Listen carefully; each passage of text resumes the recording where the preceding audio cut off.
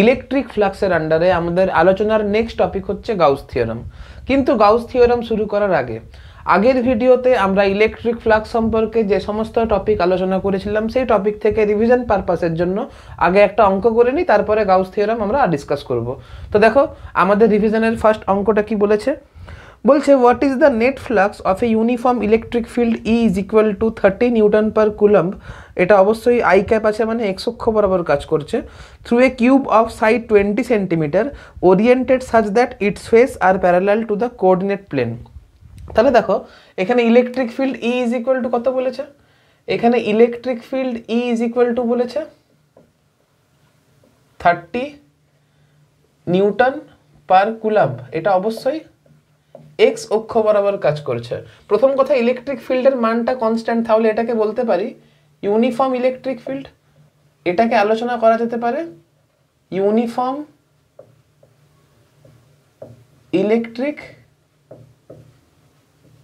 Field হিসাবে। এবারে এই যে কিউবটা আছে, এই কিউবের side L is equal to বলেছে 20 সেন্টিমিটার। এখন লক্ষ্য করে দেখো Newton per coulomb, Newton per coulomb হচ্ছে এসআই এ আর সেন্টিমিটার হচ্ছে সিজিএস এ, তাহলে এটাকেও আমাকে এসআই এ কনভার্ট করতে হবে। এখন 20 সেন্টিমিটার মানে হচ্ছে 0.2 মিটার। আর বলেছে কিউবের যে প্লেনগুলো রয়েছে সেটা হচ্ছে কোঅর্ডিনেট অ্যাক্সিসের সঙ্গে প্যারালাল, অর্থাৎ দৈর্ঘ্য হচ্ছে এক্স অক্ষ বরাবর, প্রস্থ হচ্ছে ওয়াই অক্ষ বরাবর, উচ্চতা হচ্ছে জেড অক্ষ বরাবর। এখন যেহেতু ইলেকট্রিক ফিল্ডটা ইউনিফর্ম বলেছে, তাহলে লক্ষ্য করে দেখো ইলেকট্রিক ফিল্ড কাজ করেছে এক্স অক্ষ বরাবর। তাহলে যে এরিয়া ভেক্টরটা এক্স অক্ষ বরাবর রয়েছে, যে এরিয়া ভেক্টর এক্স অক্ষ বরাবর রয়েছে মানে আমাকে এস ভেক্টরটা অবশ্যই আই ক্যাপ আর মাইনাস আই ক্যাপের ডাইরেকশনে হতে হবে। এখন আই ক্যাপ মানে কি, এস ভেক্টর যদি এক্স অক্ষ বরাবর হয়, যদি এরিয়া ভেক্টর এক্স অক্ষ বরাবর হয়, তাহলে অবশ্যই প্লেনগুলোকে ওয়াই জেড প্লেনে লাই করতে হবে, অবশ্যই এগুলোকে ওয়াই জেড প্লেনে লাই করতে হবে। এখন ওয়াই জেড প্লেনে লাই করছে এরকম একটা মানে একটা প্লেন হচ্ছে এটা, লক্ষ্য করে দেখো এটা হচ্ছে একটা প্লেন আর একটা হচ্ছে এটা একটা প্লেন। বাদবাকি প্লেনগুলোতে কোনো ইলেকট্রিক ফ্লাক্স ক্যালকুলেট আমরা করব না। কেন?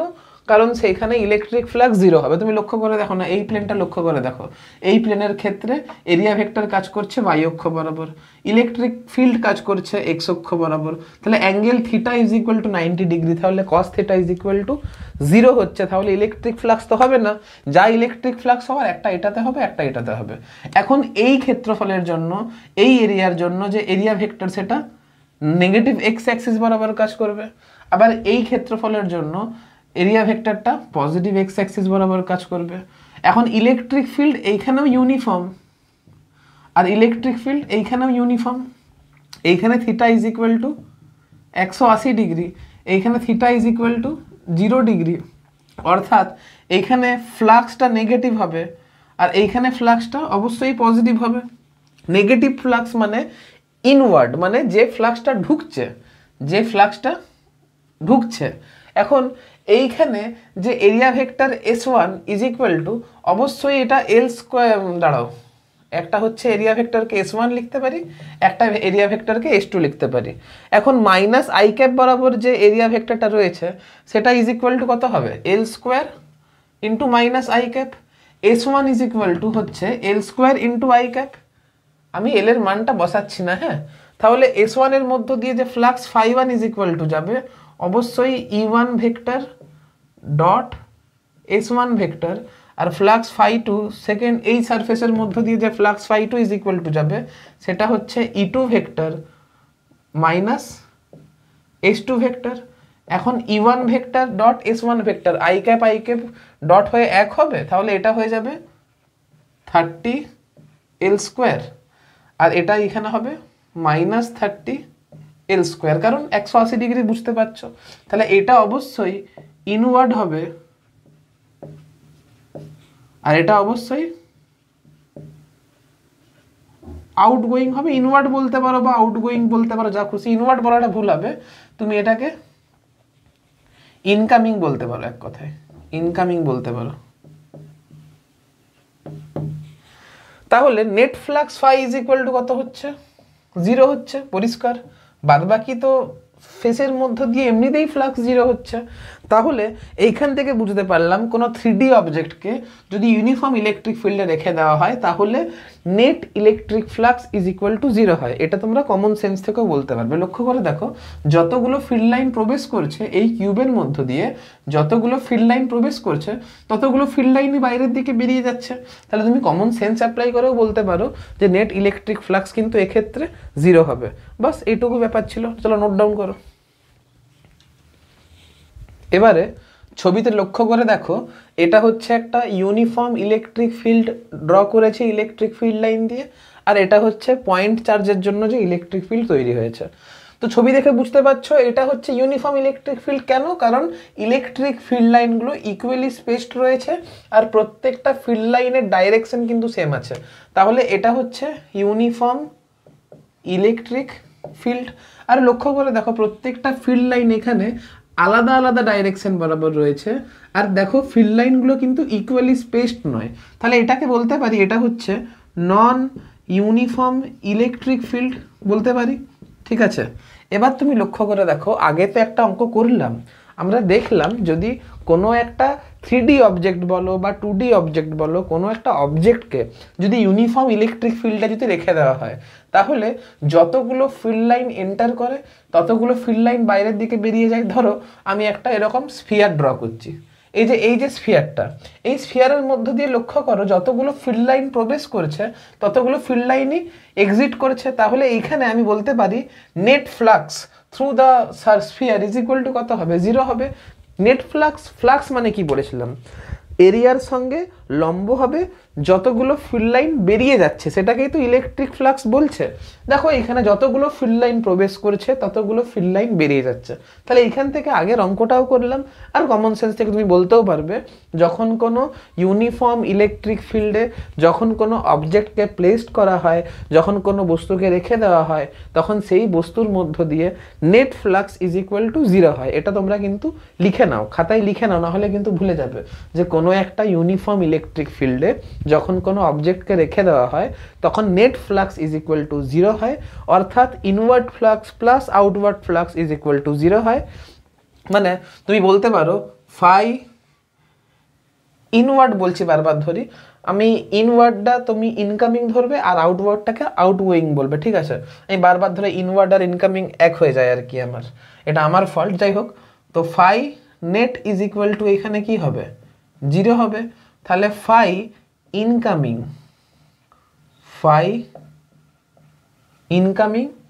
Plus phi outgoing is equal to 0 হয়। অর্থাৎ এইখান থেকে বুঝতে পারছো যে incoming is equal to minus of phi outgoing. সেটা তো প্রবলেমের মাধ্যমেই বুঝতে পারলে। এবারে ধরো কোনো এইরকমই কোনো একটা অবজেক্টকে যদি পয়েন্ট চার্জের জন্য যে ইলেকট্রিক ফিল্ড তৈরি হয়েছে, অর্থাৎ নন ইউনিফর্ম ইলেকট্রিক ফিল্ডে রেখে দেওয়া হয়, ধরো এই যে বস্তু, এই বস্তুটাকে একটা নন ইউনিফর্ম ইলেকট্রিক ফিল্ডে রেখেছি, তাহলে এইখানেও বুঝতে পারছো যে যতগুলো ফিল্ড লাইন এই অবজেক্টের মধ্য দিয়ে প্রবেশ করছে ততগুলো ফিল্ড লাইন এই অবজেক্ট থেকে বাইরে বেরিয়ে যাচ্ছে। তাহলে এইখানেও বলতে পারি যে এই পয়েন্ট চার্জের জন্য এই ক্লোজ সারফেসের মধ্য দিয়ে net flux is equal to 0 হবে। অর্থাৎ এই চার্জটা যদি এই ক্লোজ সারফেসের বাইরে যদি অবস্থান করে তাহলে কিন্তু এই প্লাস কিউ চার্জের জন্য এর মধ্য দিয়ে net flux is equal to 0 হবে। এটাও পরিষ্কার বোঝা যাচ্ছে। তাহলে এটা তোমরা বাংলা ভাষায় লেখো যে কোনো একটা অবজেক্টকে, কোনো একটা ক্লোজ অবজেক্টের বাইরে যদি প্লাস কিউ চার্জ থাকে, কোনো একটা ক্লোজড অবজেক্টের বাইরে যদি প্লাস কিউ চার্জ থাকে, তাহলে সেই চার্জের জন্য ওই ক্লোজ সারফেস বরাবর নেট ফ্লাক্স কত হবে? 0 হবে। কেন 0 হবে? কারণ যতগুলো ফিল্ড লাইন ঢুকছে ততগুলো ফিল্ড লাইন বেরিয়ে যাচ্ছে, অর্থাৎ net flux is equal to 0 হবে। কখন? যদি ওই চার্জ পার্টিকেলটা ক্লোজ সারফেসের বাইরে অবস্থান করে। আবার লক্ষ্য করে দেখো, আমি এই স্ফিয়ারটাকে এইখান থেকে সরিয়ে যদি এইখানে রাখি, এখান থেকে সরিয়ে যদি এইখানে রাখি, তাহলে নেট ফ্লাক্স তো এখন জিরো হবে না, কারণ ম্যাক্সওয়েল কি বলেছিল যে কোনো একটা চার্জ পার্টিকেল থেকে মোট যে বলরেখা বেরোয় তার মানটা হচ্ছে কিউ বাই এপসাইলন জিরো। তাহলে কিউ চার্জকে এপসাইলন তড়িৎভেদ্যতা বিশিষ্ট কোনো একটা মাধ্যমে যদি রেখে দেওয়া হয়, তাহলে ওই চার্জ থেকে মোট কিউ বাই এপসাইলন সংখ্যক বলরেখা বেরোয়, মোট কিউ বাই এপসাইলন সংখ্যক বলরেখা বেরোয়। এখন আমি এই স্ফিয়ারটার ভেতরে আমি কিউ চার্জকে রেখেছি, তাহলে অবশ্যই এই কিউ চার্জ থেকে কিউ বাই এপসাইলন সংখ্যক বলরেখা বেরোবে। বোঝা গেল? তাহলে এইটাই কিন্তু Gauss law.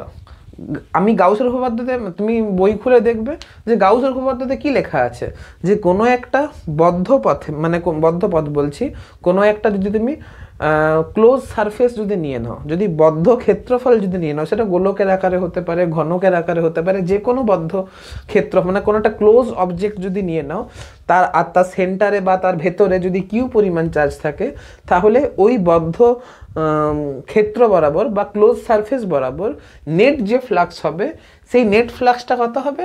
Net flux phi is equal to q by epsilon zero হবে।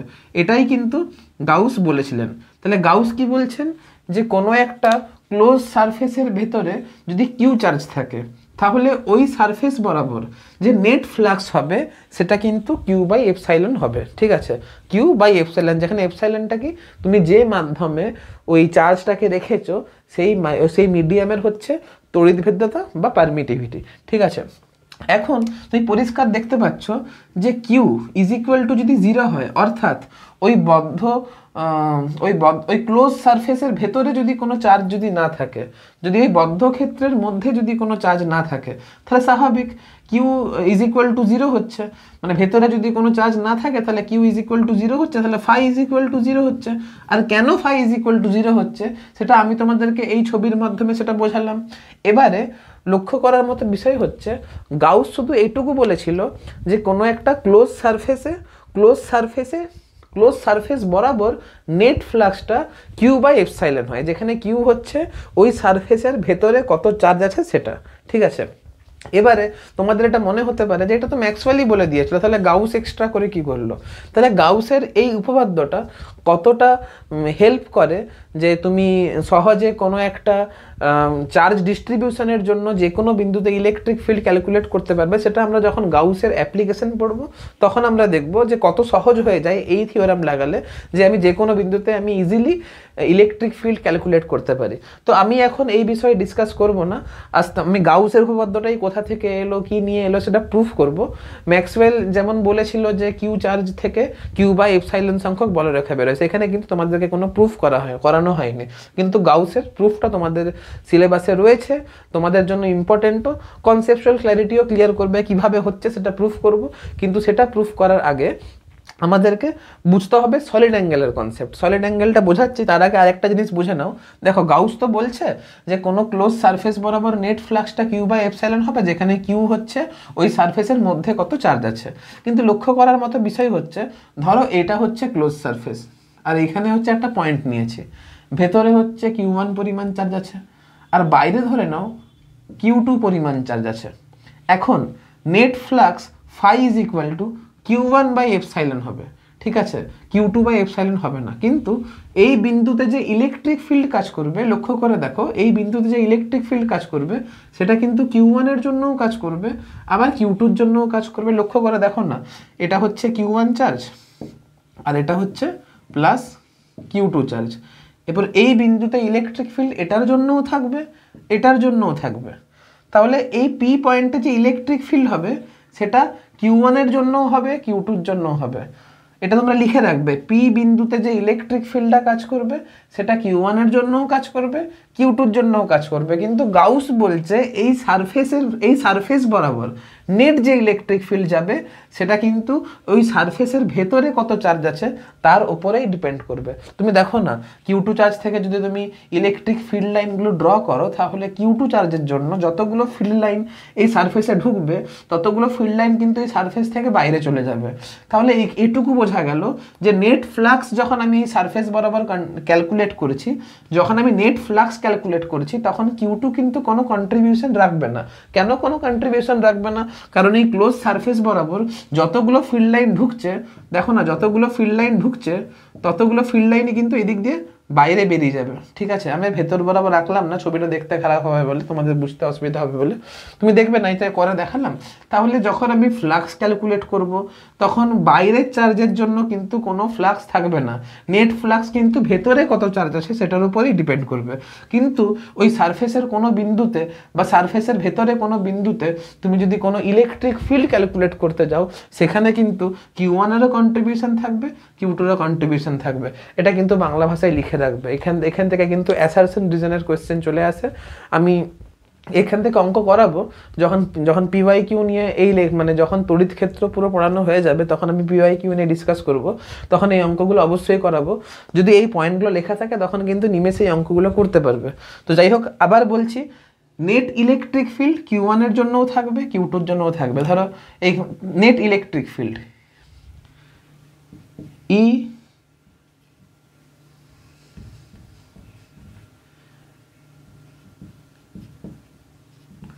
exist due to Q1 and Q2, but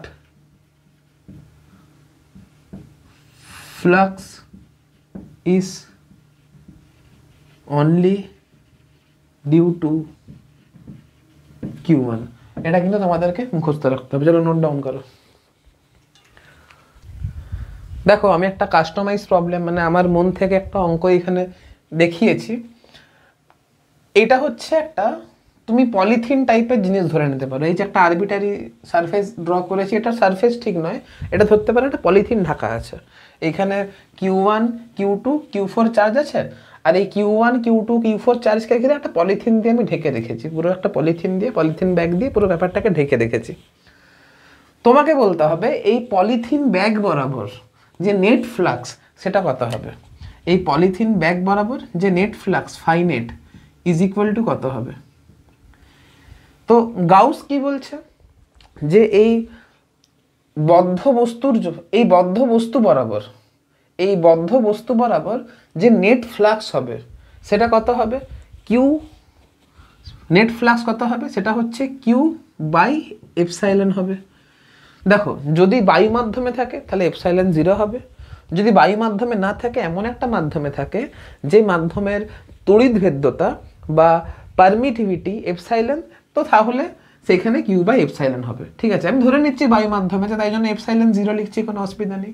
তাহলে net flux is equal to Q/ε0 হবে, যেখানে কিউটা কি, কিউটা হচ্ছে এনক্লোজড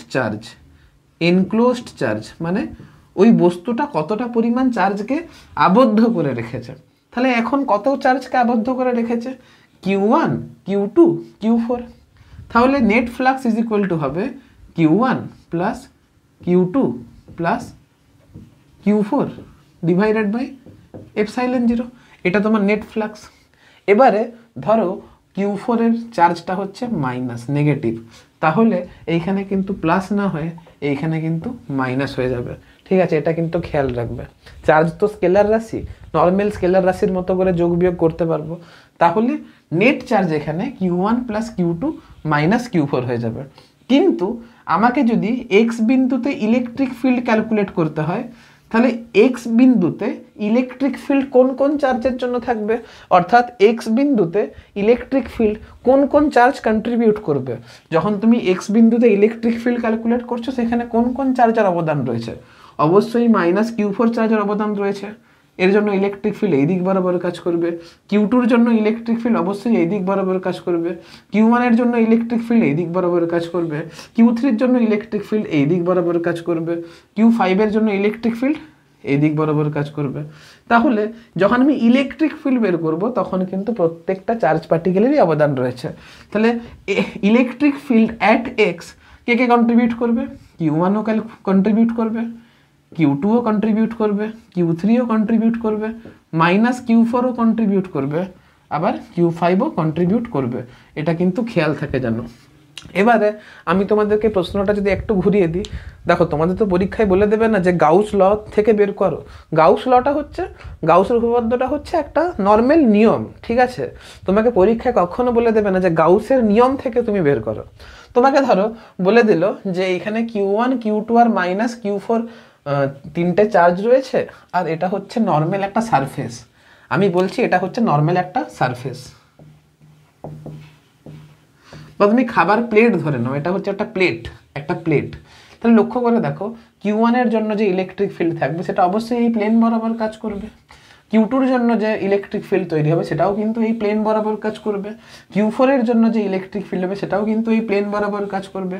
কিন্তু এই যে এরিয়াটা রয়েছে, এই এরিয়া ভেক্টরটা কিন্তু এই দিক বরাবর কাজ করবে। তাহলে এই ক্ষেত্রে তুমি দেখতে পাচ্ছ এরিয়া ভেক্টর আর ইলেকট্রিক ফিল্ডের মধ্যে অ্যাঙ্গেলটা কত আছে, 90 ডিগ্রি। তাহলে এই ক্ষেত্রে কিন্তু flux phi is equal to 0 হবে যদি এটা সারফেস বলতো। আর যদি এটা বস্তু বলছে 3D একটা পলিথিন ব্যাগ যদি বলি, তখন কিন্তু ফ্লাক্স ইজ ইকুয়াল টু 0 হবে না। তাহলে বুঝতে পারলে প্লেটের ক্ষেত্রে কেন 0 হবে, কারণ সেখানে তুমি নর্মাল ই ডট এস এর কনসেপ্ট লাগাচ্ছ, আর ই ডট এস এর কনসেপ্ট লাগিয়ে দেখছো যে ই ভেক্টর আর এস ভেক্টরের মধ্যবর্তী অ্যাঙ্গেল 90 ডিগ্রি, তাই জন্য এখানে 0 হয়ে যাচ্ছে। কিন্তু যখনই এটা কোনো আবদ্ধ বস্তু বলছে তখন আমি গাউসের উপপাদ্য প্রয়োগ করে ইজিলি বলতে পারছি যে নেট ফ্লাক্সটা কত হচ্ছে। এবারে তোমাদের এটা মনে হতে পারে যে স্যার কি পড়াচ্ছেন এগুলো, মানে বুঝতে পারছি না তো যে কিভাবে এলো, phi net is equal to এটা হলোই বা কি করে। চিন্তা করার দরকার নেই, প্রুফ করাচ্ছি। কিন্তু প্রুফ করাবার আগে আমাদেরকে সলিড অ্যাঙ্গেলের কনসেপ্টটা বুঝতে হবে। নোট ডাউন করে পড়াচ্ছি। সলিড অ্যাঙ্গেল বুঝতে গেলে তোমাকে 2D আর 3D এর কনসেপ্টটা ভালো করে বুঝতে হবে। তোমাদেরকে আমি যদি বলি যে একটা গোলককে খাতাতে এঁকে দেখাও, তুমি কি গোলক খাতাতে আঁকতে পারবে? কখনো তোমরা গোলক খাতাতে আঁকতে পারবে না। কেন? কারণ গোলক হচ্ছে 3D অবজেক্ট, যার দৈর্ঘ্য প্রস্থ উচ্চতা তিনটেই রয়েছে। কিন্তু ওটাকে যদি তুমি খাতায় আঁকো, খাতা কি? খাতা হচ্ছে 2D। এই খাতার পেজটা কি হচ্ছে? 2D। আমি যখনই এখানে গোলক আঁকতে যাবো সেটা কিন্তু সার্কেলের রূপ নিয়ে নেবে। তাহলে সার্কেল হচ্ছে 2D আর গোলক হচ্ছে 3D। এটুকু তো বোঝা গেল। ঠিক সেরকম তোমরা এতদিন পর্যন্ত নর্মাল অ্যাঙ্গেল পড়ে এসেছো। নর্মাল অ্যাঙ্গেল হচ্ছে 2D কনসেপ্ট, আবার সলিড অ্যাঙ্গেল হচ্ছে 3D কনসেপ্ট। এরপর দেখো সলিড অ্যাঙ্গেল বুঝতে গেলে আমি যদি নর্মাল অ্যাঙ্গেল সম্পর্কে তোমাদেরকে একটু ডেসক্রিপশন দিই, তাহলে তোমরা নর্মাল অ্যাঙ্গেলটা ভালো করে বুঝতে পারবে। দেখো অ্যাঙ্গেলের কনসেপ্ট কেন লাগে, অ্যাঙ্গেলের কনসেপ্ট কেন লাগে? ধরো তোমাদের বাড়িতে একটি রুটি আছে, ঠিক আছে? আমি যদি বলি একটা রুটিকে তুমি 5 ভাগে ভাগ করে দেখাও, তুমি কি করে ভাগ করবে? ধরো একটা রুটি আছে, একটা বড় বড় রুটি বানানো হয়েছে বাড়িতে, আর খেতে কিন্তু 5 জন রয়েছে। আমি যদি বলি এক্স্যাক্টলি সেম অ্যামাউন্টে ভাগ করতে হবে, তুমি কি করে একটা রুটিকে 5 ভাগে ভাগ করবে? নর্মাল কি করবে, মাঝখান থেকে হাফ ছেড়ে দিলে, একটু একটু করে দিয়ে দিলে, মানে তখন কিন্তু এক্স্যাক্টলি সেম ভাগটা কিন্তু হবে না। যদি এই রুটিকে যদি এক্স্যাক্ট সেম অ্যামাউন্টে ভাগ করতে হয়, তাহলে তুমি লক্ষ্য করে দেখো এই রুটির কেন্দ্রে মোট কোণটা কত, টোটাল অ্যাঙ্গেলটা থিটা ইজ ইকুয়াল টু কত হচ্ছে, 2π হচ্ছে। 2π বা তুমি 360 ডিগ্রি ভাবতে পারো। এরপর আমি বলছি 5 ভাগে ভাগ করতে, তাহলে কত করে অ্যাঙ্গেল প্রত্যেকের মাথা পিছু কত করে অ্যাঙ্গেল পড়বে? তাহলে 360 ভাজিত 5 is equal two 72 degree angle করে পড়বে। অর্থাৎ আমি যদি এরকম যদি দাঁড়াও,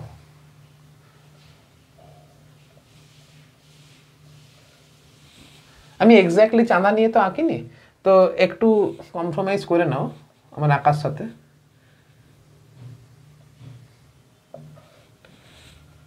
এই অ্যাঙ্গেলটা কিন্তু 72 ডিগ্রি করে হতে হবে, প্রত্যেকটা অ্যাঙ্গেল কিন্তু 72 ডিগ্রি করে হতে হবে। তুমি যদি রুটিগুলো এমন পিসে কাটো যে প্রত্যেকটা পার্ট কেন্দ্রে 72 ডিগ্রি 72 ডিগ্রি অ্যাঙ্গেল করে, তাহলে কিন্তু প্রত্যেকটা তুমি ইকুয়ালি 5 ভাগে ভাগ করতে পারবে। ঠিক সেরকম তোমাকে যদি 6 ভাগে ভাগ করতে বলা হয়, তাহলে 360/6 ইজ ইকুয়াল টু 60 ডিগ্রি, মানে প্রত্যেকটা রুটি কেন্দ্রে কিন্তু 60 ডিগ্রি করে অ্যাঙ্গেল করতে হবে। তাহলে রুটি হচ্ছে 2D অবজেক্ট, তাই জন্য তুমি অ্যাঙ্গেলের কনসেপ্ট লাগাতে পারলে। তাহলে নর্মাল যে অ্যাঙ্গেল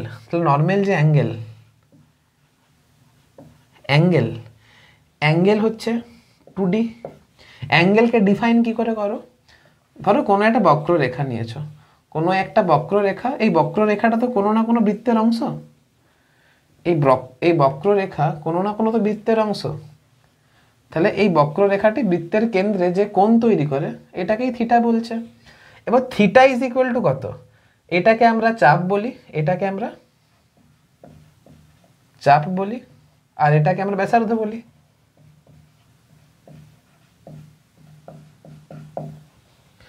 বা এটাকে আর্ক বলি, আর এটাকে আমরা রেডিয়াস আর বলি।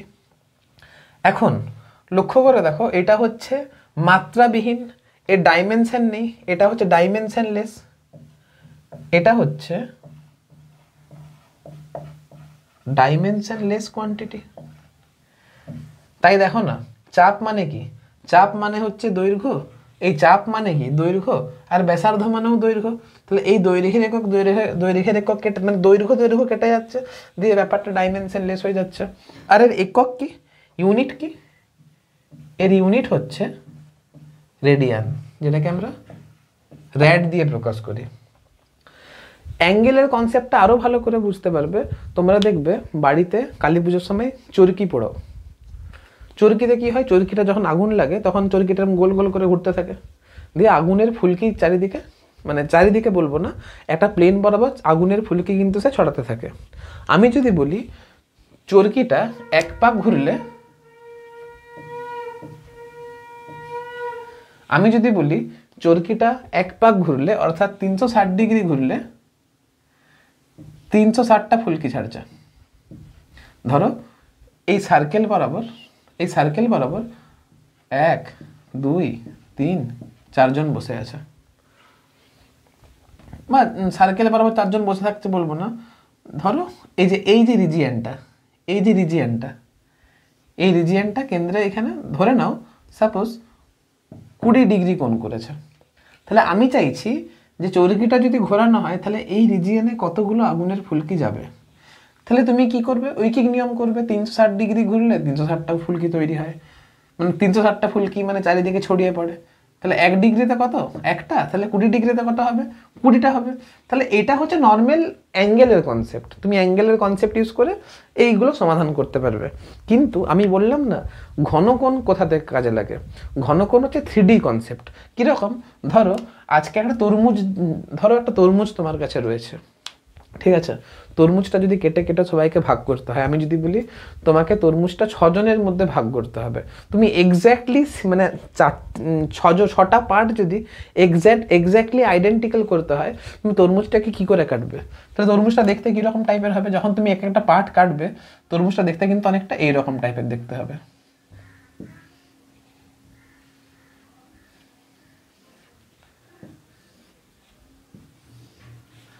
তরমুজটা দেখতে কিন্তু এরকম পার্টের হবে। তাহলে এই যে এই পার্টটা, এই কেন্দ্রে যে কোণ তৈরি করেছে, এটাকে কিন্তু আমরা ঘনকোণ বলবো। এখন দেখো আমরা এটাকে সলিড অ্যাঙ্গেল বলবো। সলিড অ্যাঙ্গেল কিন্তু 3D কনসেপ্ট, এটাকে আমরা ওমেগা দিয়ে প্রকাশ করি। এখন এটাও ডাইমেনশনলেস। তাহলে এইখানে কি হয়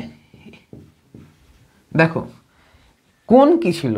যে কোনো একটা রেখা বৃত্তের কেন্দ্রে যে কোণ তৈরি করছে, কিন্তু এটা তো 3D কনসেপ্ট, এখানে রেখা তো নয়, এটা তো এরিয়া। তাহলে এরিয়া কোনো বিন্দুতে যে কোণ তৈরি করছে সেটাই হচ্ছে সলিড অ্যাঙ্গেল। যখন কোনো একটা সার্টেন এরিয়া কোনো একটা বিন্দুতে যদি কোনো কোণ তৈরি করে সেটাকে সলিড অ্যাঙ্গেল বলবো। যেহেতু এটা ডাইমেনশনলেস, তাহলে উপরে এরিয়া হবে, নিচে কত হবে? নিচে কিন্তু এই ডিস্টেন্সের স্কোয়ার হয়ে যাবে। ডাইমেনশনলেস তো আমি এটাকে ডিস্টেন্স করতে কখনোই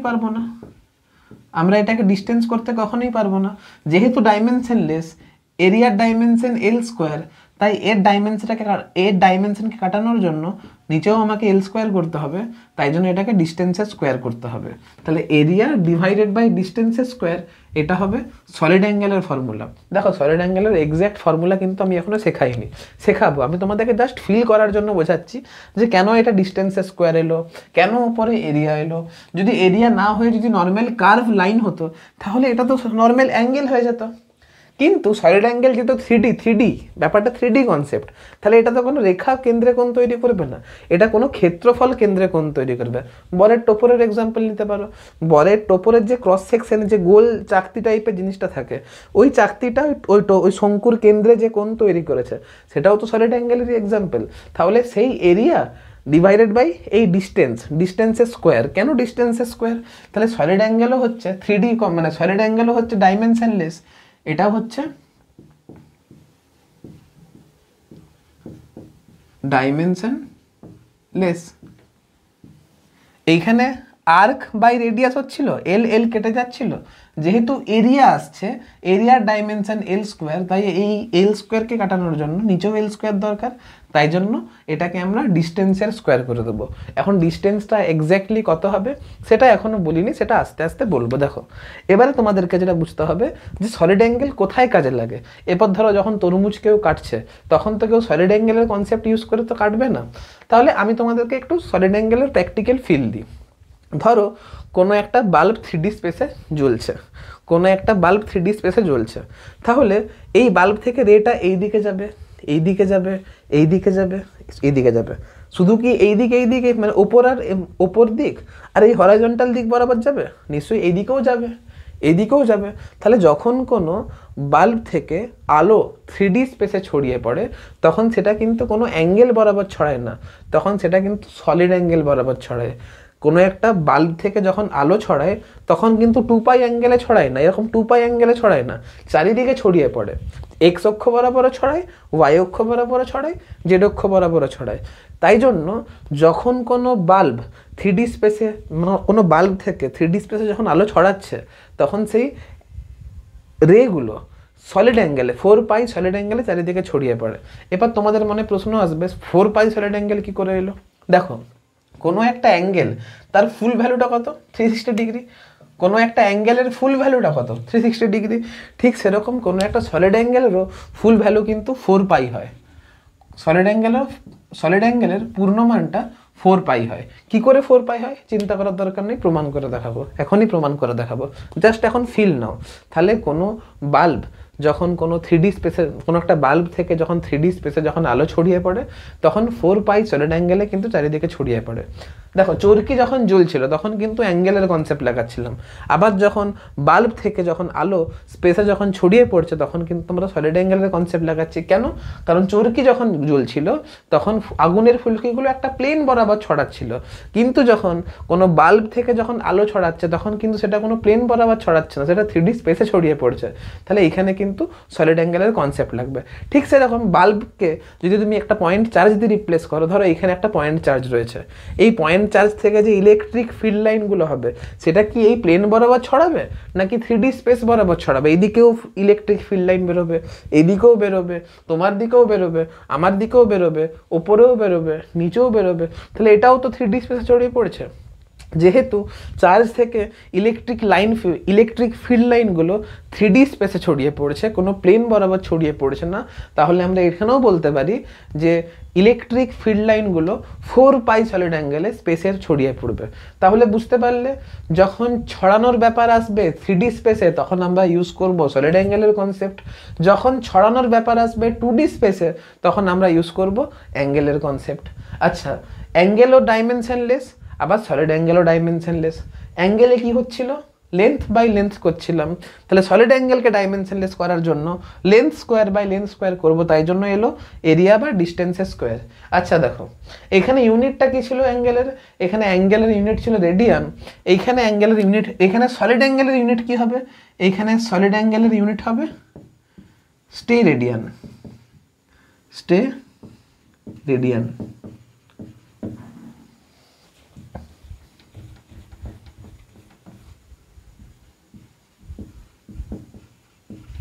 আবার লক্ষ্য করে দেখো একটা অ্যাঙ্গেলের ফুল ভ্যালু কত? 2π, একটা সলিড অ্যাঙ্গেলের ফুল ভ্যালু কত? 4π। বাস এটুকুই কনসেপ্ট। এবারে তোমাদেরকে শেখাচ্ছি সলিড অ্যাঙ্গেলের ফর্মুলা কি হয়। সলিড অ্যাঙ্গেলের ফর্মুলাটা এক্স্যাক্টলি কি করে ডিফাইন করব নোট ডাউন করো, দেখাচ্ছি, তারপরে দেখাবো সলিড অ্যাঙ্গেলের পূর্ণ ভ্যালুটা কি করে 4π হলো। নোট ডাউন করো আগে। প্রথমে আমরা সলিড অ্যাঙ্গেলের ফর্মুলা ডেরাইভ করব। দেখো দুটো ইনক্লাইন্ড লাইন ড্র করছি, এই লাইন যদি এটাকে আমরা এই দুটো লাইনকে আমি কোনো কার্ভ দিয়ে যদি যুক্ত করি, কোনো একটা বাঁকা লাইন দিয়ে যদি যুক্ত করি, তাহলে স্বাভাবিক এটা এখানে অ্যাঙ্গেল তৈরি করবে। এটাকে থিটা বলছি, এটাকে আর্ক বলছি, এটাকে রেডিয়াস বলছি। আর এই angle theta is equal to কত হচ্ছে? Arc by radius. এগুলো তো ইজিলি বুঝতে পেরেছ, এতক্ষণ ধরে এগুলোই বোঝালাম। কিন্তু দুটো ইনক্লাইন্ড লাইন ড্র করি, এটা হচ্ছে ও বিন্দু আর আমি এইখানে একটা সারফেস ড্র করছি।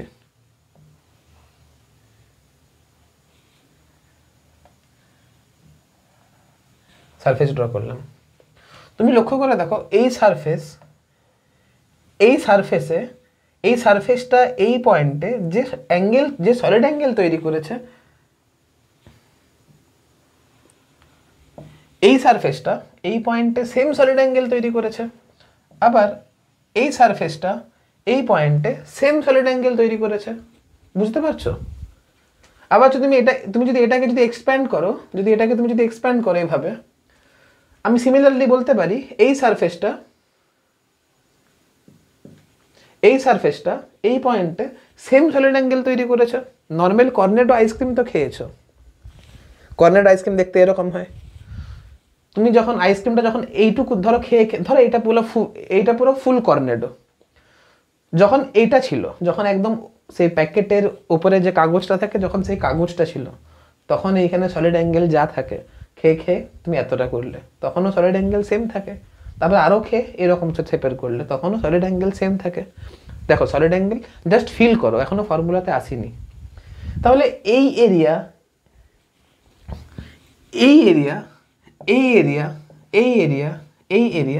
সেম সলিড অ্যাঙ্গেল তৈরি করেছে। তাহলে যখন সলিড অ্যাঙ্গেলের এক্স্যাক্ট ফর্মুলা ডিফাইন করব, কিভাবে ডিফাইন করব দেখা যাক। আবার দুটো লাইন ড্র করছি। দেখো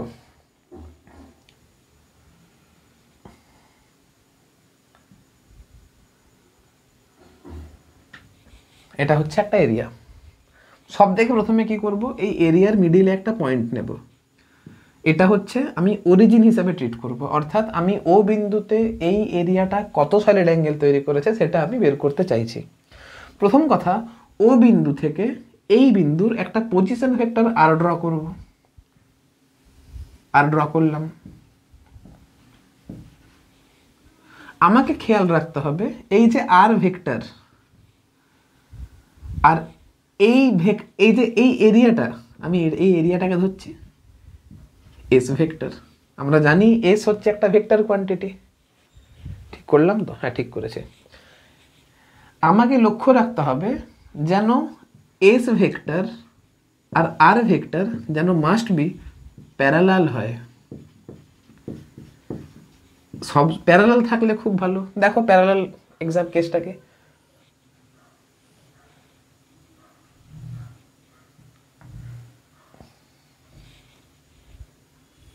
এখানে আর ভেক্টর আর এটা হচ্ছে এস ভেক্টর। দেখো আর ভেক্টর আর এস ভেক্টর প্যারালাল। এইখানে যে সলিড অ্যাঙ্গেল তৈরি হবে আমরা স্মল ওমেগা দিয়ে রিপ্রেজেন্ট করব। এই solid angle omega is equal to হবে এস বাই আর স্কোয়ার, যেখানে এসটা কি এই ক্ষেত্রফলটা আর এই আরটা কি যে বিন্দুতে তুমি সলিড অ্যাঙ্গেল ক্যালকুলেট করতে চাইছো, ওই বিন্দু থেকে এই সারফেসের উপর যদি পারপেন্ডিকুলার ড্র করো বা মিডিল পয়েন্ট যদি নাও, একদম পজিশন ভেক্টরটা যদি ড্র করো, এই পজিশন ভেক্টরের মানটা সেটা হচ্ছে সলিড অ্যাঙ্গেলের মানে সলিড অ্যাঙ্গেলের exact formula. Omega is equal to হচ্ছে এরিয়া বাই আর স্কোয়ার। আরটা কি যে বিন্দুতে তুমি সলিড অ্যাঙ্গেল ক্যালকুলেট করতে চাইছো, ওই বিন্দু আর এই সারফেসের যে মিডিল পয়েন্ট তার মধ্যে যদি দূরত্বটাকে আমি আর যদি বলি, তাহলে ওমেগা ইজ ইকুয়াল টু হচ্ছে এস বাই আর স্কোয়ার। কিন্তু যদি ভাগ্য ভালো থাকে তাহলে তোমার এরকম ছবি থাকবে। কিন্তু যদি এস আর আর যদি প্যারালাল না হয় তাহলে তুমি কি করবে, তুমি এস এর সেই কম্পোনেন্ট নেবে যেটা আর এর সঙ্গে প্যারালাল হবে। তাহলে তোমাকে এস এর কম্পোনেন্ট নিতে হবে, তোমাকে বের করতে হবে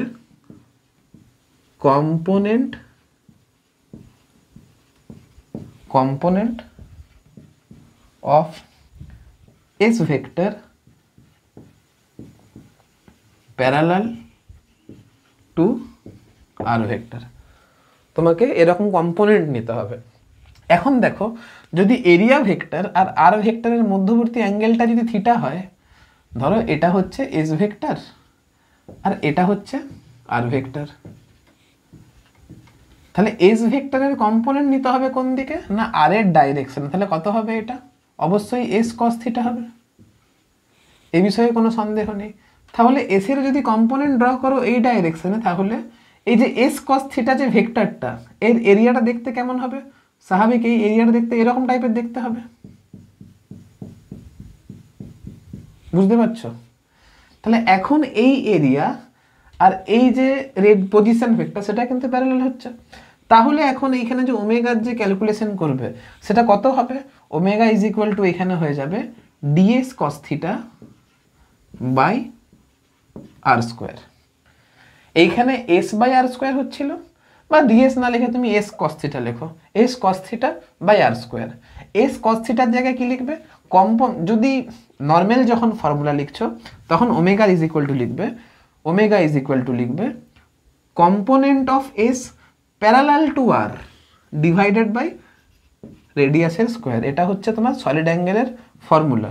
তাহলে ওমেগা ইজ ইকুয়াল টু কত হচ্ছে, S cos theta by r square. তোমাকে লক্ষ্য রাখতে হবে যেন আর আর এস যেন সবসময় যেন প্যারালাল থাকে।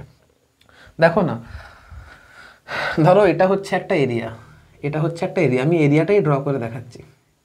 এই এরিয়ার দুটো কম্পোনেন্ট হবে, একটা এই দিক বরাবর আর একটা এই দিক বরাবর। দেখো না, এই এরিয়াটা হচ্ছে এস, এই এরিয়াটা হচ্ছে এস কস থিটা, আর এই এরিয়াটা হচ্ছে এস সাইন থিটা। এই যে এটা থিটা ছিল, এটা আমার এস ছিল, এটা ছিল আমার এস। এবার এক্সটাকে দুটো কম্পোনেন্টে ভাগলাম, একটা এস ভেক্টরের একটা হচ্ছে হরাইজন্টাল কম্পোনেন্ট যার এরিয়াটা হচ্ছে এইটা। দেখো এরিয়াটা এরকম ছিল, দাঁড়াও, এরিয়াটা আমার এরকম ছিল। এই এরিয়ার একটা কম্পোনেন্ট করলাম এই দিক বরাবর, আর এই এরিয়ারই একটা কম্পোনেন্ট করলাম এই দিক বরাবর। এই যে এস ভেক্টর এদিকে ছিল, একটা কম্পোনেন্ট ছিল এই দিক, একটা কম্পোনেন্ট করলাম এই দিক বরাবর যার এরিয়াটা দেখতে এরকম হচ্ছে, আর একটা কম্পোনেন্ট করলাম এই দিক বরাবর যেটা দেখতে এরকম টাইপের হচ্ছে।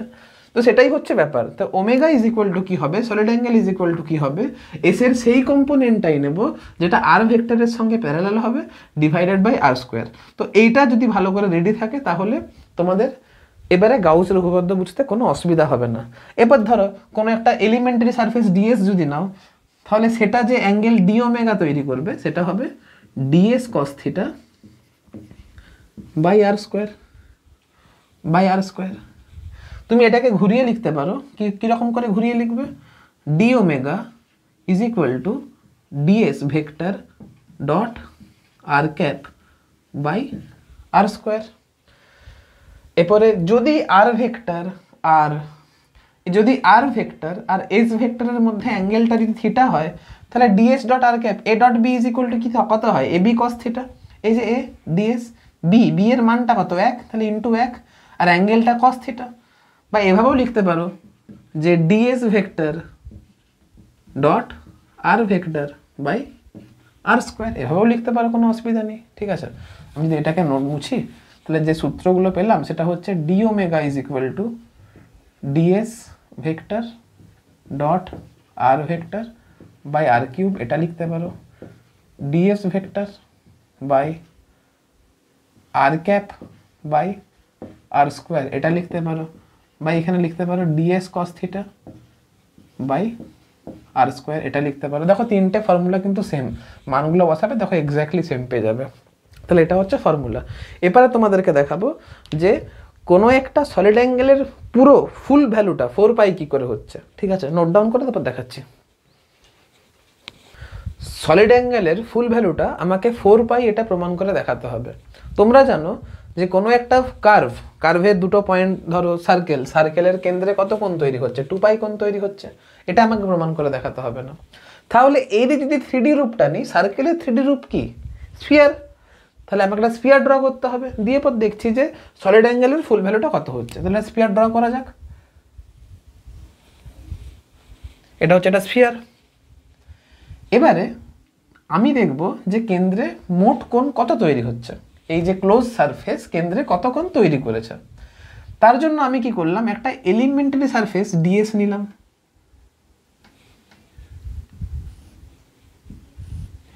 এলিমেন্টারি সারফেস ডিএস নিলাম। তুমি লক্ষ্য করে দেখো এখানে ডিএস ভেক্টর এই দিকে কাজ করছে আর আর ভেক্টরও এই দিকে কাজ করছে। মানে এই যে সারফেস, এই সারফেসের মিডিলে একটা পয়েন্ট নিয়েছি, যে পয়েন্টের পজিশন ভেক্টর এর সেন্টারের সাপেক্ষে এই দিকে বরাবর কাজ করছে। আর এই যে এরিয়াটা, এই এরিয়া ভেক্টরটাও এই সেম দিকে কাজ করছে, অর্থাৎ এখানে থিটা ইজ ইকুয়াল টু কত হচ্ছে, 0 ডিগ্রি হচ্ছে। ঠিক সিমিলারলি যদি তুমি এইখানেও একটা সলিড অ্যাঙ্গেল যদি ড্র করো, এইখানেও যদি একটা সলিড অ্যাঙ্গেল যদি ড্র করো, তাহলে লক্ষ্য করে দেখো না, এই ক্ষেত্রেও ডিএস ভেক্টর আর আর ভেক্টর সেম ডাইরেকশনে কাজ করবে, তাই না?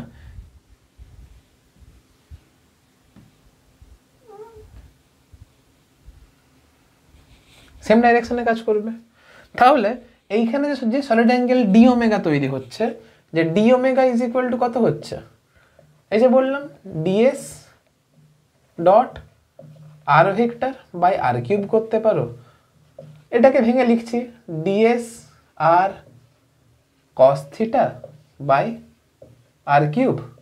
এটাকে লিখছি ds cos theta by r square. দেখো আমি ইচ্ছে করে আমি বড় বড় করে লিখছি, লং এ করছি যাতে করে তোমাদের বুঝতে সুবিধা হয়। ডাইরেক্ট লিখবে d omega is equal to ds cos theta by r square. এখন লক্ষ্য করে দেখো, যে কোনো সারফেস তুমি নাও, আর এর ভ্যালু তো সেম, আরটা তো রেডিয়াস, আবার থিটার ভ্যালুটাও দেখো সব জায়গাতে 0 হবে। তাহলে d omega is equal to লিখতে পারি ds into cos 0 by r square is equal to ds by r square. এখন আমাকে যদি পুরো অ্যাঙ্গেলটা যদি ক্যালকুলেট করতে হয়, তাহলে এইখানে ডিএস কত কোণ করেছে, এইখানে ডিএস কত কোণ করেছে, এইখানে ডিএস কত, এইখানে ডিএস কত, এইখানে ডিএস কত, সমস্ত ডিএস যে কোণ তৈরি করেছে সেগুলো যোগ করে করে দেখতে হবে, তাই না? আমি ততগুলো ডিএসকে যোগ করবো যতক্ষণ না এই পুরো সারফেসটা কমপ্লিট না হয়ে যায়। তাহলে আমাকে যদি পুরো ফুল সলিড অ্যাঙ্গেলটা যদি বের করতে হয়, তাহলে আমাকে ইন্টিগ্রেশন অফ ডি ওমেগা করতে হবে। কিন্তু আমি এখানে ক্লোজ টার্মটা ইউজ করতে পারি। কেন ক্লোজ টার্মটা ইউজ করবো? কারণ যেহেতু বদ্ধ, তাই না? তাহলে এটাকে লিখতে পারি close integration of DS by r square. আর যেহেতু আরটা কনস্ট্যান্ট, তাহলে সেটা ইন্টিগ্রেশনের বাইরে বেরোবে, তাহলে close surface integration of DS. আর আমরা জানি কোনো গোলকের মোট ক্ষেত্রফলটা 4 পাই আর স্কোয়ার হয়, তাহলে এটাকে লিখতে পারি 1 by r square into 4 pi r square. তাহলে দেখতে পাচ্ছ এটা কত হয়ে গেল, 4 পাই হয়ে গেল। তাহলে আমার সলিড অ্যাঙ্গেলের মোট মান, পুরো মানটা কত হচ্ছে, 4 পাই। তাহলে এটুকু বুঝতে পারলাম যে কোনো 3D object, 3D close object সেন্টারে মোট যে সলিড অ্যাঙ্গেল তৈরি করবে সেটা কিন্তু 4 পাই হবে। যখন কোনো বাল্ব থেকে 3D স্পেসে আলো ছড়িয়ে পড়বে তখন সেটা কিন্তু 4 পাই সলিড অ্যাঙ্গেলে ছড়িয়ে পড়ে। যখন কোনো চার্জ থেকে ইলেকট্রিক ফিল্ড লাইনগুলো বেরোবে স্পেসে, যখন কোনো চার্জ থেকে স্পেসে ইলেকট্রিক ফিল্ড লাইন বেরোবে সেটা কিন্তু 4 পাই সলিড অ্যাঙ্গেলে বেরোবে। যাই হোক, প্রমাণ করলাম, বুঝতে পারলে? তাহলে গোলক যদি সেন্টারে 4 পাই সলিড অ্যাঙ্গেল তৈরি করে, ঠিক সেরকম ঘনকও সেন্টারে 4 পাই সলিড অ্যাঙ্গেল তৈরি করবে। যে কোনো 3D অবজেক্ট সেন্টারে 4 পাই সলিড অ্যাঙ্গেলই তৈরি করবে, ঠিক আছে? এও সেন্টারে 4 পাই সলিড অ্যাঙ্গেল তৈরি করবে। আজকে যদি এটা ঘনক না হয়, যদি এটা এরকম যদি কোনো পলিথিন ব্যাগ যদি হতো, তাহলে পলিথিন ব্যাগও সেন্টারে 4 পাই সলিড অ্যাঙ্গেল তৈরি করতো, স্ফিয়ারও সেন্টারে 4 পাই সলিড অ্যাঙ্গেল তৈরি করবে। তুমি যে কোনো ধরনের অবজেক্ট নাও, ধরো শঙ্কু নাও, শঙ্কু নাও, এও সেন্টারে কিন্তু 4 পাই সলিড অ্যাঙ্গেলে তৈরি করবে। তাহলে যে কোনো 3D অবজেক্ট যেটা যদি ক্লোজ হয়, তাহলে মোট যে সলিড অ্যাঙ্গেলের মানটা হবে সেটা কিন্তু 4 পাই হবে। চলো নোট ডাউন করো। তোমরা সলিড অ্যাঙ্গেলের কনসেপ্ট খুব ভালোভাবে বুঝতে পেরেছো। এবারে আমরা গাউসের প্রুফটা করে দেখাবো। মানে কোনো একটা 3D ক্লোজ সারফেসে যে ফ্লাক্স হবে সেটা কিউ বাই এপসাইলন 0 হবে। কিউ বাই এপসাইলন 0 কথাটা ভুল, কিউ এনক্লোজ বাই এপসাইলন 0 হবে। কিন্তু হচ্ছে কিভাবে এটা তোমরা প্র্যাকটিক্যালি তো বুঝতে পেরেছো, ম্যাক্সওয়েল থেকে তো মোটামুটি বুঝতে পেরেছো, কিন্তু আমাদেরকে তো প্রুফ করে দেখাতে হবে না। আর এই যে গাউস লটা কি করে ম্যাজিকের মতো কাজ করে তার অ্যাপ্লিকেশন সেকশনে এর পরের ভিডিওতে আমরা আলোচনা করব, কিন্তু প্রুফটা আগে করে নেওয়া দরকার, তাহলে ভালো ফিলটা চলে আসে। দেখা যাক কি করে প্রুফ করব। তো আমরা এক কাজ করি, আমরা একটা স্ফিয়ার ড্র করছি। আমরা এরকম একটা স্ফিয়ার ড্র করছি। স্ফিয়ারটা দেখতে ভালো হলো না, একটা স্ফিয়ার।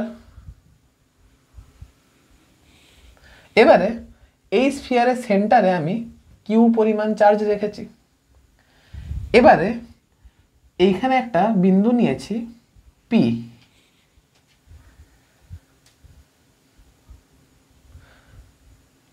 আচ্ছা, আমরা স্ফিয়ার তো নাও নিতে পারি, স্ফিয়ারটা হলে তো ইজি, মানে সহজ ব্যাপারটা হয়ে যাবে।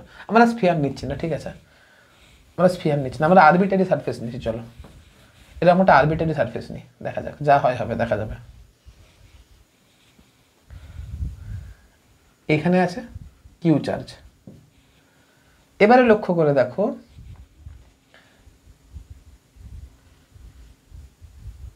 এইখানে এরিয়াটা নেব না, কোথায় নেব এরিয়াটা?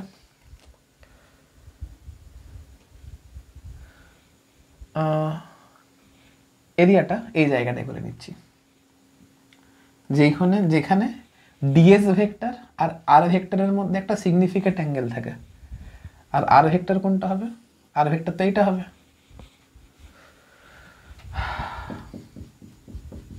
তাহলে এই বিন্দুতে ইলেকট্রিক ফিল্ড, ধরে নাও এটা হচ্ছে পি একটা বিন্দু, পি বিন্দুতে electric field at P is equal to কত হবে? K into Q by r square.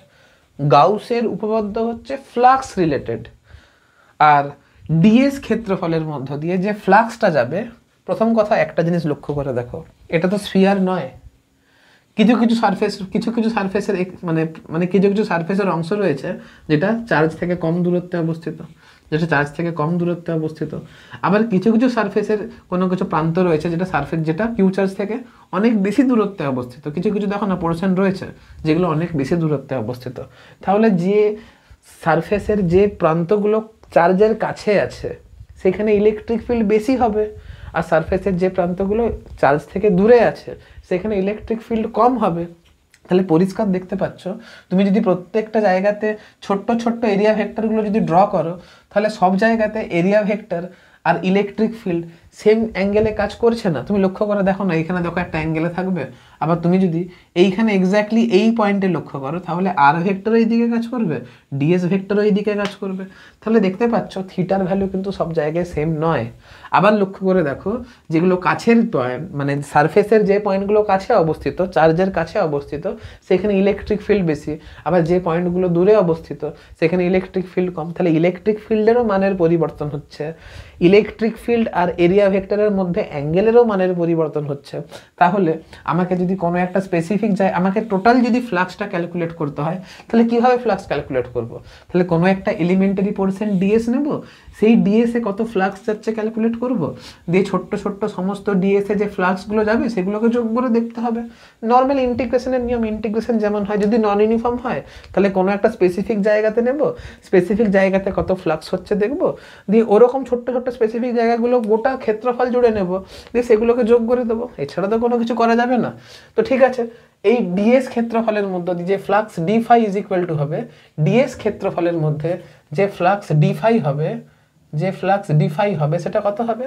E vector dot ds vector হবে। এখন E vector is equal to কত হবে?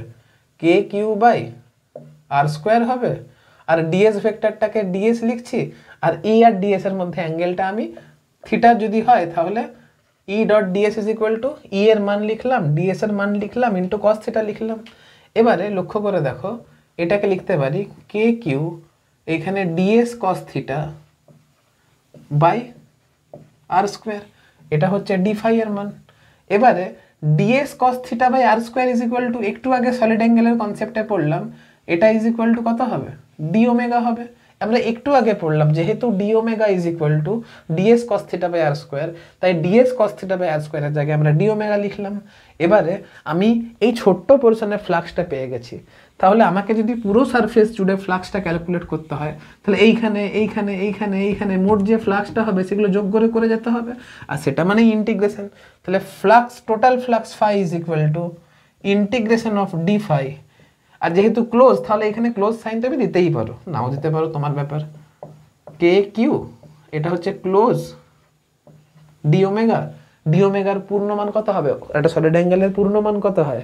আমাকে যদি গোটা ক্লোজ সারফেস বরাবর ডি ওমেগার ফুল স্কেল ইন্টিগ্রেশন যদি করতে হয় কত হবে? 4 পাই হবে। এখন কে এর মান কত হয়? এখানে 1/4 পাই এপসাইলন 0, 1/4 পাই এপসাইলন 0, আর কিউটাকে কিউ লিখলাম আর ডি ওমেগাকে আমি 4 পাই লিখলাম। তো লক্ষ্য করে দেখো না, 4 পাই কেটে যাচ্ছে, তাহলে total flux phi is equal to q by epsilon 0 হচ্ছে। এই তো ইজি কনসেপ্ট। এবারে যদি সলিড অ্যাঙ্গেল না পড়া হতো তাহলে কি তোমরা বুঝতে পারতে? ভালো করে বোঝা যেত না। যাই হোক, এটা হচ্ছে গাউসের উপপাদ্যের প্রমাণ। এবারে তোমাদেরকে বোঝাবো যে চার্জটা যদি বাইরে অবস্থান করে তাহলে কেন ফ্লাক্স জিরো হবে? বুঝতে তো পেরেছো, যতগুলো ফিল্ড লাইন ঢুকছে ততগুলো ফিল্ড লাইন বেরোচ্ছে, কিন্তু আমাকে তো ম্যাথামেটিক্যালি প্রুফ করে দেখাতে হবে। তো করে দেখাবো, আগে নোট ডাউন করো এটা। দেখো এবারে দেখছি চার্জটা যদি ক্লোজ সারফেসের বাইরে অবস্থান যদি করে, তাহলে এরকম একটা 3D অবজেক্ট নিলাম, ঠিক আছে? আর চার্জটা এখন কিন্তু আমি এইখানে নিয়েছি, চার্জটা দাঁড়াও,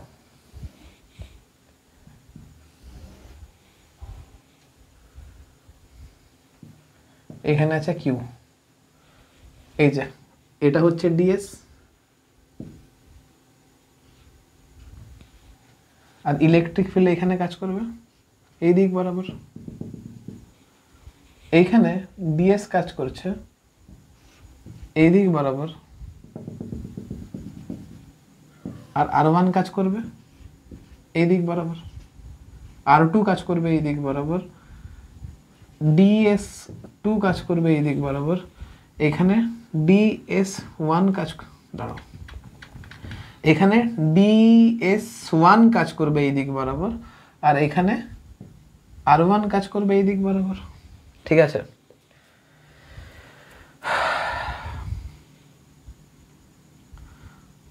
এটাকে একটু বড় করে আঁকছি, এই যে এই জায়গাটাকে, এটা হচ্ছে ডিএস এর direction,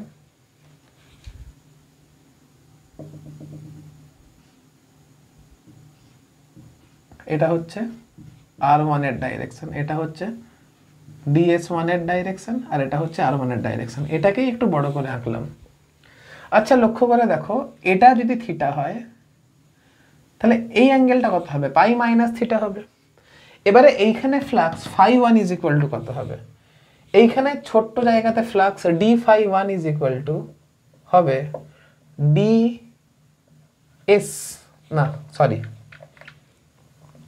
E vector E1 vector dot DS1 vector. E1 is equal to কত হচ্ছে? k ইন্টু কিউ বাই আর1 স্কোয়ার, এটাকে DS1 লিখছি into cos of pi minus theta লিখছি। এবারে এটাকে লিখছি dq cos pi minus theta is equal to minus cos theta, k q by আর1 square minus DS1 into cos theta. এই minus সাইনটা আসবে কিসের জন্য? এটার জন্য, বা এটাকে -1 করে দিচ্ছি, -1 করে দিচ্ছি। তাহলে এইখানে আসছে dq into minus of DS1 cos theta, আচ্ছা থিটা 1 করে দিই, এটাকে থিটা 1 করে দিই, cos থিটা 1 বাই আর1 স্কোয়ার লিখতে পারি। আবার এই সারফেসে ধরে নাও এই অ্যাঙ্গেলটা হচ্ছে থিটা 2, তাহলে এখানে dφ2 ইজ ইকুয়াল টু হবে, dφ2 ইজ ইকুয়াল টু হবে E vector dot E2 vector dot DS2 vector. তাহলে এইটা হবে কে কিউ বাই আর2 স্কোয়ার, আর DS2 কে লিখতে পারি DS2 into cos of theta 2, ঠিক আছে? এবার এটাকে লেখা যেতে পারে কে কিউ, এইখানে এটা হচ্ছে DS2 cos থিটা 2 বাই আর2 স্কোয়ার লেখা যেতে পারে। এখন লক্ষ্য করে দেখো, এই সারফেস আর এই সারফেস এই পয়েন্টে সেম সলিড অ্যাঙ্গেল তৈরি করেছে। আমি D omega is equal to লিখতে পারি DS1 cos থিটা 1 বাই আর1 square is equal to DS2 cos theta 2 by আর2 স্কোয়ার। তাহলে এইখানে লেখা যেতে পারে D Q into D omega, এইখানে লেখা যেতে পারে K Q into minus of D omega. তাহলে এই কিউ চার্জটা এই যে দুটোতে ছেদ করেছে দেখতে পাচ্ছ তো, নেট ফ্লাক্স এটার জন্য, মানে এই ছেদিত অংশের জন্য নেট ফ্লাক্স ডিফাই নেট কত হচ্ছে? Defy net is equal to 0 হচ্ছে। তুমি যদি এইটাকে আর এইটাকে যোগ করো, তুমি এটাকে যোগ করো, দেখো না কে কিউ মাইনাস ডি ওমেগা, কে কিউ প্লাস ডি ওমেগা, যোগ করলে 0 হচ্ছে। তাহলে এই যে দুটো ভাগে কাট করছে এর জন্য তো ফ্লাক্স 0 হচ্ছে। তুমি সিমিলারলি যদি এইখানে যদি কাট বসাও, এখানে যদি কাট বসাও, তাহলে আবার তো নেট ফ্লাক্স 0 হবে, তাই না? দেখো এটা ম্যাথামেটিক্যালি প্রুফ হচ্ছে কিন্তু, মানে এইখানে যে নেট ফ্লাক্স হচ্ছে সেটা 0 হচ্ছে, এইখানে ইনওয়ার্ড হচ্ছে, যতটা ইনওয়ার্ড বলছি যতটা ইনকামিং হচ্ছে ততটাই আউটগোয়িং হচ্ছে। এইখানে দেখো না ফ্লাক্স নেগেটিভ হচ্ছিল, কেন? কারণ ফ্লাক্সটা ইনকামিং ছিল। দেখো না এখানে ফ্লাক্সটা আউটগোয়িং হচ্ছিল, দেখো না আউটগোয়িংয়ে তাই পজিটিভ হয়েছে, দিয়ে নেট ফ্লাক্সটা 0 করে দিচ্ছে। আগে আমরা বলরেখা দিয়ে বুঝেছিলাম, এখানে আমরা নর্মাল সলিড অ্যাঙ্গেলের কনসেপ্ট দিয়ে বুঝছি। তাহলে ভালো বুঝতে পারছো তো? এরকম যদি আরও কাট যদি বসাও তাহলে নেট ফ্লাক্সটা কিন্তু আমার অ্যান্সারে 0ই আসবে। ঠিক আছে, তাহলে এটা বোঝা গেল যে চার্জ যদি এই ক্লোজ সারফেসের বাইরে যদি অবস্থান করে তাহলে বাইরের চার্জের জন্য নেট ফ্লাক্সটা 0 হবে, মানে এই চার্জটা এর নেট ফ্লাক্সে কিন্তু কোনো কন্ট্রিবিউশন রাখবে না। তাহলে এটুকু বোঝা গেল যখন আমি ফ্লাক্স ক্যালকুলেট করব তখন দেখব যে ওই ক্লোজ সারফেসটার ভেতরে কত চার্জ আছে। যদি ভেতরে কিউ এনক্লোজড পরিমাণ চার্জ থাকে তাহলে phi is equal to q enclosed by epsilon 0 হবে।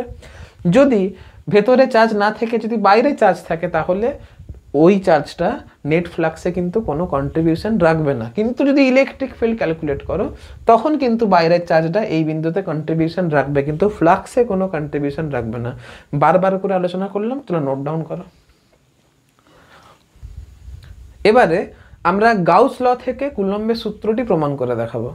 কুলম্বের সূত্র কি ছিল?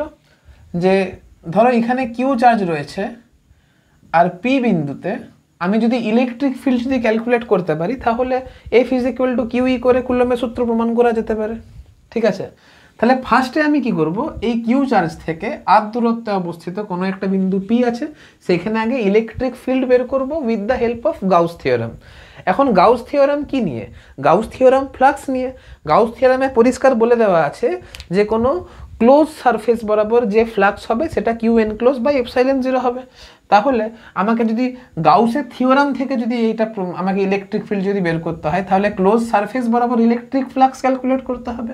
এখন এইখানে তো কোনো ক্লোজ সারফেস নেই, আমাকে একে ক্লোজ সারফেস ড্র করতে হবে।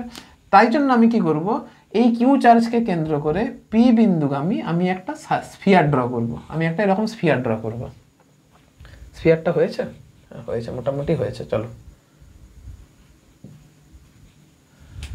এখন লক্ষ্য করে দেখো, এই পি পয়েন্টটা এই কিউ চার্জ থেকে যে দূরত্বে, এই চার্জটাও মানে এই পয়েন্টটাও কিউ চার্জ থেকে সেম দূরত্বে, এই পয়েন্টটাও কিউ চার্জ থেকে সেম দূরত্বে, সিমিলারলি এই পয়েন্টটাও কিউ চার্জ থেকে সেম দূরত্বে, মানে এই স্ফিয়ারের ওপরে অবস্থিত প্রত্যেকটা বিন্দু কিন্তু কিউ চার্জ থেকে সেম দূরত্বে। তাহলে এ বিষয়ে কোনো সন্দেহ নেই, প্রত্যেকটা বিন্দুতে কিউ চার্জের জন্য ইলেকট্রিক ফিল্ডের মান ইজ ইকুয়াল টু কনস্ট্যান্ট হবে। আবার লক্ষ্য করে দেখো, আমি যদি এইখানে যদি এটা ক্লোজ, আমি যদি ছোট্ট সারফেস ডিএস নিই তাহলে ডিএস ভেক্টর এদিকে কাজ করবে, আবার কিউ চার্জের জন্য এই বিন্দুতে ইলেকট্রিক ফিল্ড ভেক্টর সেম দিকে কাজ করবে। তাহলে এখানে থিটা ইজ ইকুয়াল টু কত হবে? 0 হবে। অর্থাৎ d phi is equal to E vector dot ds vector is equal to E ds cos 0 is equal to E ds হবে। তাহলে নেট ফ্লাক্স ফাই যদি ক্যালকুলেট করি তাহলে সেটা integration of D phi is equal to integration of E ds. যেহেতু ইটা constant তাহলে ইটা ইন্টিগ্রেশনের বাইরে বেরোবে, ইজ ইকুয়াল টু ডিএস। এখন একটা কথা বলতে ভুলে গেলাম, তুমি এইখানেও ক্লোজ সারফেস ড্র করো, এইখানেও ক্লোজ সারফেস ড্র করো, এইখানেও ক্লোজ সারফেস ড্র করো, প্রত্যেকটা বিন্দুতে ই আর ডিএস কিন্তু সেম ডাইরেকশন বরাবর কাজ করবে, তাই না? তাহলে থিটা কিন্তু সব জায়গাতেই 0 হবে। ঠিক আছে, তাহলে আমাকে যদি নেট ফ্লাক্স ফাই বের করতে হয় তাহলে স্বাভাবিক প্রত্যেকটা সারফেসের জন্য যে ফ্লাক্স ডি ফাই সেটাকে ইন্টিগ্রেট করতে হবে। ঠিক আছে, তাহলে এখন ডিএস এর মানটা কত হবে? এই ডিএস এর মানটা কত হবে? এই স্ফিয়ারের এরিয়ার সঙ্গে সমান হবে। তাহলে ডিএস এর মানটা কত হবে? ডিএস এর ফুল স্কেল ইন্টিগ্রেশন কত হবে? 4 পাই আর স্কোয়ার। এটা হচ্ছে ফাই এর মান। এখন গাউস কি বলছে? গাউস বলছে ফাই ইজ ইকুয়াল টু কত হয়? কিউ এনক্লোজ বাই এপসাইলন 0 হয়। তাহলে এই মানটা যদি বসিয়ে দিই তাহলে phi is equal to q by epsilon 0 is equal to E into 4 pi r square. তাহলে ই ইজ ইকুয়াল টু আসবে q by 4 pi epsilon 0 into r square. তাহলে এটা হয়ে গেল ইলেকট্রিক ফিল্ডের এক্সপ্রেশন। এখন এই পি পয়েন্টে, তাহলে আমি পি পয়েন্টে ইলেকট্রিক ফিল্ড কত আছে সেটা পেলাম।